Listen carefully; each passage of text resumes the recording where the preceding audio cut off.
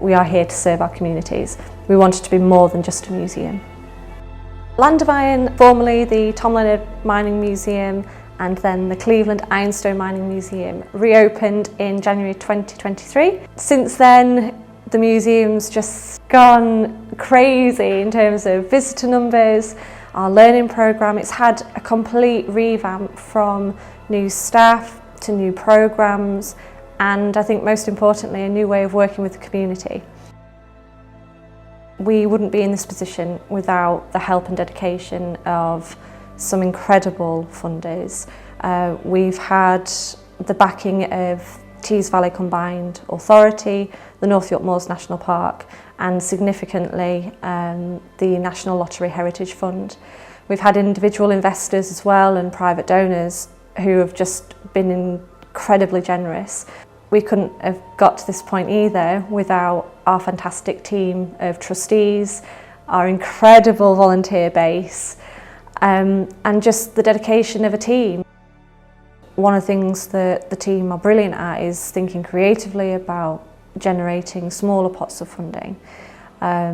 However, one of the things that we are looking to do more consistently is partner with corporate organisations, look at developing kind of training, support packages, days out experiences that kind of cater to that corporate element. In terms of where the museum's going for the future, that's the exciting part. In 2015 there was a survey done that was based on the museum's collections and they highlighted the objects that we have in our care as being of national importance. So building on that report, the whole revamp of the building, the museum tours, learning programmes, we are now in the position where we are going for national status. This was the first actual mine in the Cleveland field. So they had been collecting stone off the beach, but the local landowner spotted them. He knew he had a similar looking stone on his land, so he brought them up into the valley. They found the seam and they started mining. Very small scale in its first few years until the arrival of the railway. Once the railway arrived, the mining lease here was bought by the Pease family. At its height there were 700 men working underground here.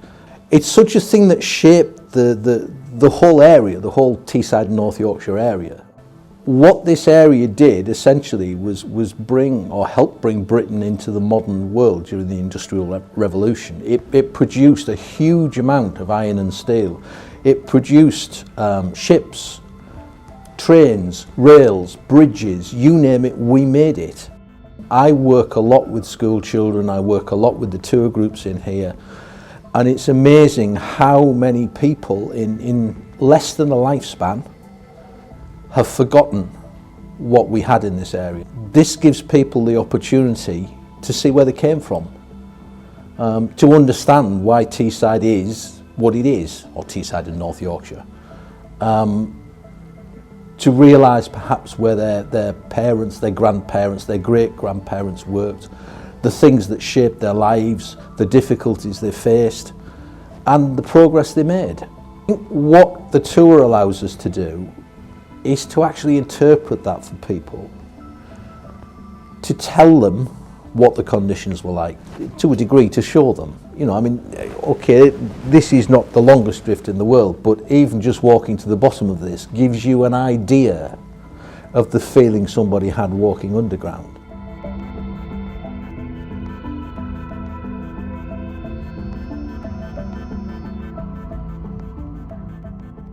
The collection that we have here at the Land of Iron is very diverse and very rich. It covers not only the ironstone mining period, the miners and their tools, but it also covers home life, hobbies, and generally the culture of the area. We also have geology. The collection is historically important because we're right in the centre of the ironstone mining area of East Cleveland. The collection has been growing steadily over the years with other enthusiastic people making donations, which we're still receiving today.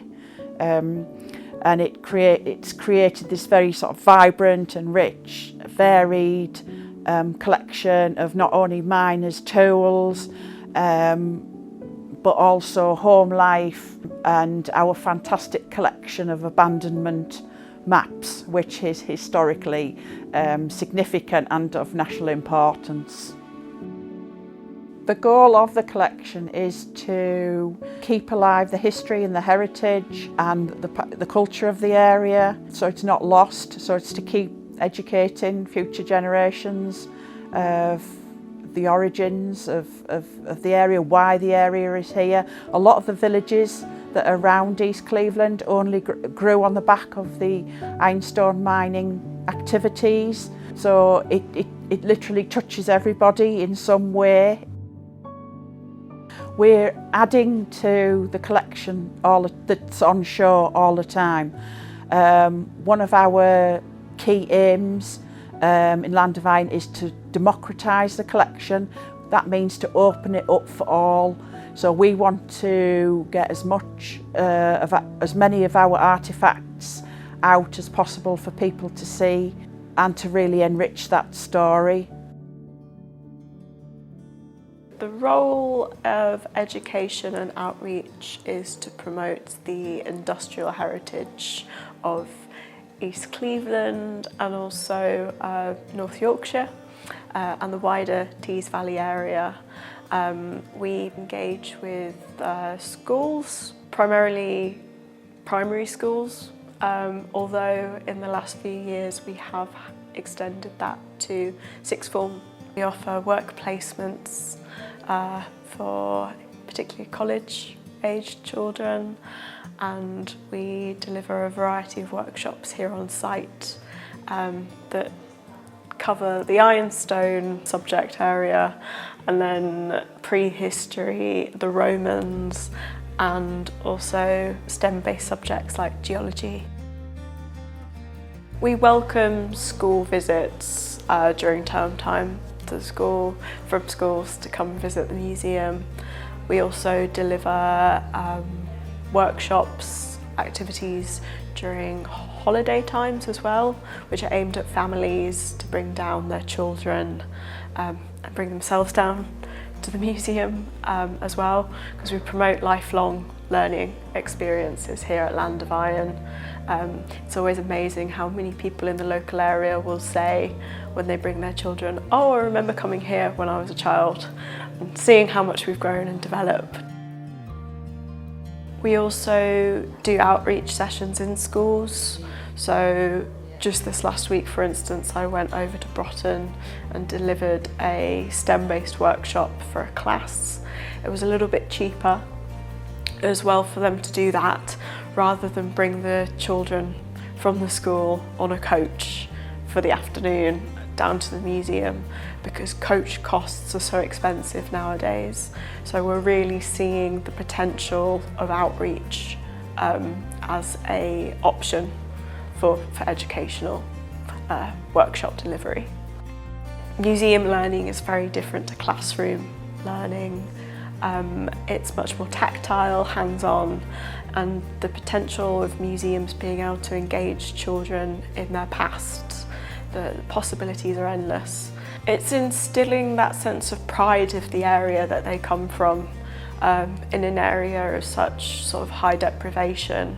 It's instilling the fact that they came from a place that did so much for the world and also has the potential to do so much for the world, you know. We have a fantastic initiative called Mine on the Move, which is where we take the museum off-site for the day and we situate ourselves in a former ironstone mining community, and we take artefacts, objects with us. We also gather oral histories and testimonies from the people from these communities. No 2 days on site are the same at all. We've got such a unique selling point with the fact that we're on top of an active mine. Our event space that we have upstairs could be used for anything, you know, brass bands coming in during the winter months, also, you know, folk musicians using the space as well. You know, we hire out the space as well for more corporate-based meetings. You know, we've got rates for that.